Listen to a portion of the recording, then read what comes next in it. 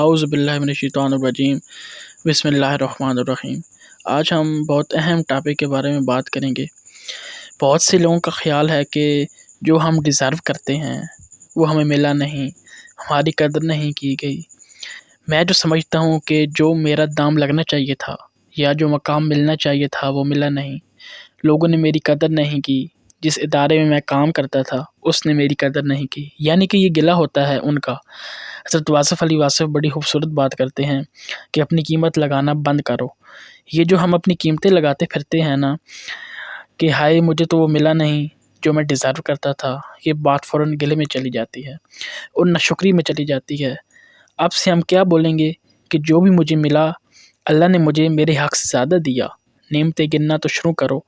انسان کا سب سے بڑا مسئلہ یہ ہے کہ یہ کوئی ایک برائی اس کے ساتھ ہو جائے یا کوئی انسان اس کے ساتھ برا کر دے تو اس انسان کی جو 100 نیکیاں ہیں وہ بھول جائے گا، اس سے ایک برائی کو یاد رکھے گا۔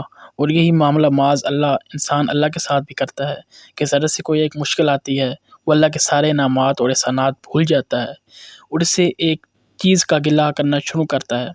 اور آپ کو اندازہ بھی نہیں ہے کہ جب ہم گلہ کرنا شروع کرتے ہیں، جب ہم راضی نہیں ہوتے اپنی زندگی میں تو کس حد تک وسوسے پڑتے ہیں۔ ہم کس چیز پر بھی خوش نہیں رہ سکتے۔ جو انسان 5 مرلے کے گھر میں خوش نہیں ہے وہ 5 کنال کے گھر میں کیسے خوش رہ سکتا ہے۔ یہ بات سمجھیے کہ یہ کتنی ضروری ہے اس بات کو سمجھنا۔ خوش نصیب ہے وہ جو اپنے نصیب پر خوش ہے۔